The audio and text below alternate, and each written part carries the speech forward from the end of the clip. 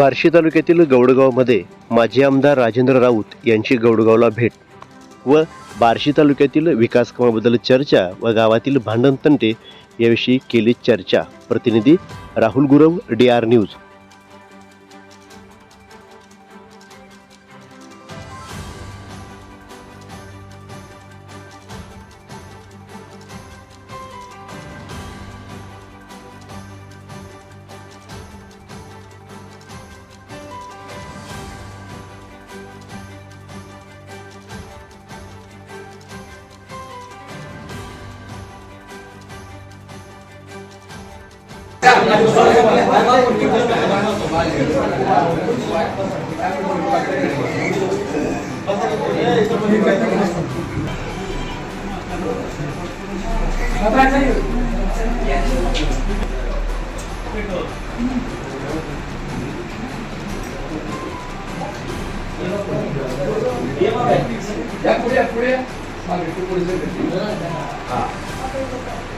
आज आपल्या तालुक्याचे बांधीदाते आदरणीय भाऊ यांचा दौरा दत्तमध्ये नियोजितप्रमाणे होता आणि आज आपल्यासाठी मागणी वेळ काढून आपल्या गाव भेट दौरा आज ग्रामस्थांच्या वतीनं त्यांचा सत्कार करण्यात येणार आहे। तरी पुण्यात पगार आणि विलास यादव यांनी करावा अशी मी त्यांना विनंती करतो।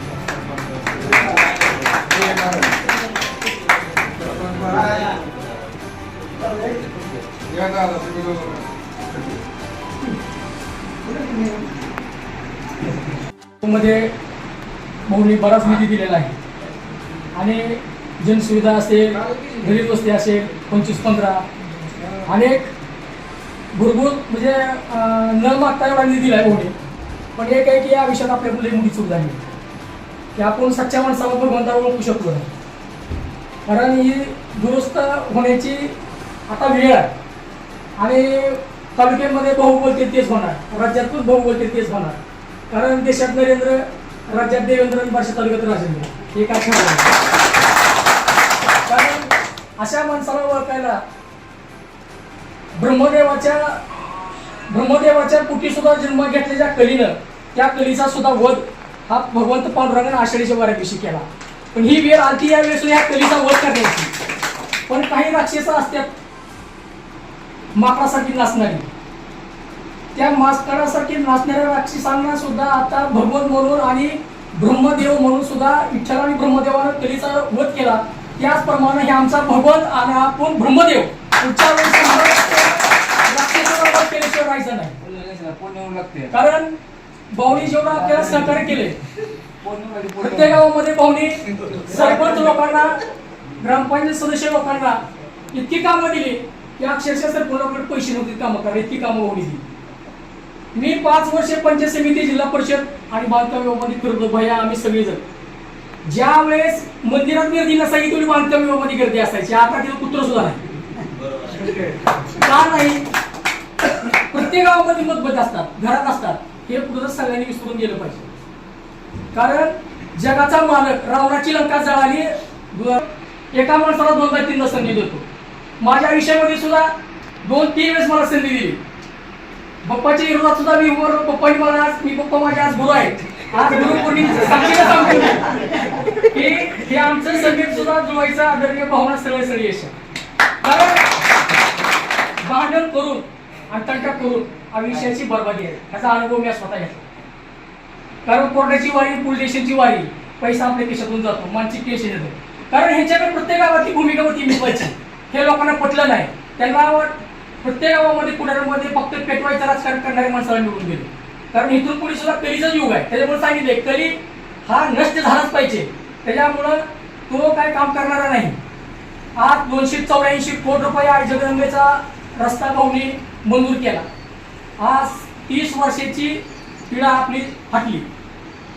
आज दत्त महाराजांच्या आरतीसाठी भाऊ आले, भाऊनी हा रस्ता जबर बापू भैया आम्ही जरवड्या चौकामध्ये बसलो होतो। दत्त महाराजांनी सांगितलं की आम्हाला रस्त्याची गरज आहे, 15 दिवसामध्ये 6 कोटी रुपये मंजूर करणारा नेता हा आमचा राजभाऊ राऊत।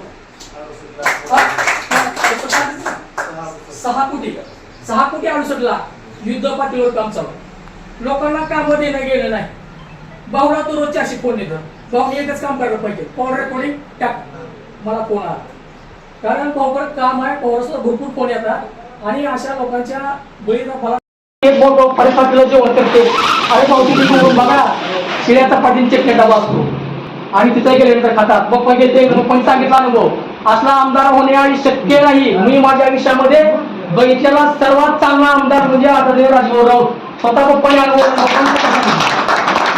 कारण पैसे प्रत्येकाकडे असतात, पैशाचा गर्व श्रीमंती सगळ्याकडे असते, पण सर्वसामान्य लोकांना जे त्याच्यामध्ये मिसळून घेणं, प्रत्येकाचं काम करणं हे फक्त आदरणीय भाऊकडून शिकावं. आणि प्रत्येकाने माझी इच्छा आहे, भाऊच्या समक्ष सांगतो की प्रत्येकाने एकत्र येऊन काम करा. हो, तो आला म्हणून आम्ही काम करत नाही, ते गेला म्हणून आम्ही काम करत नाही, याचा तोटा आपल्याला होतो. आणि काही लोक राक्षसवरती लोक असतात की हे फापण्यासाठी बसलेले असतात, त्याचा फायदा म्हणजे याचा फायदा होऊ नका. की आपण आता पंचायत समिती एकत्र आहे, जिल्हा परिषद आहे, मार्केट कमिटी आहे, या स्थानिक स्वराज्य संस्थेत निवडणूक आले, सगळ्यांनी एकत्र काम केलं तर भाऊचा वचक महाराष्ट्राच्या मंत्रिमंडळामध्ये बी आहे. जेवढा निधी पाहिजे तेवढा भाऊने आणलेला आहे.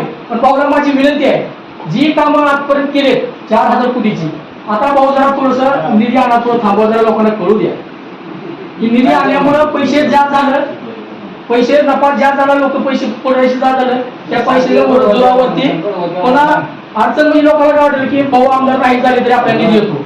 पण भाऊ तर आमदार होणारच आहे. आणि भाऊला मी आज सांगतो, माझ्या तोंडून माझ्या शेवट जाणार पुढच्या अजून 6 महिन्यामध्ये महाराष्ट्रातला 1 नंबर पद भेटणारी माझी तुम्हाला भाऊचे प्रार्थना.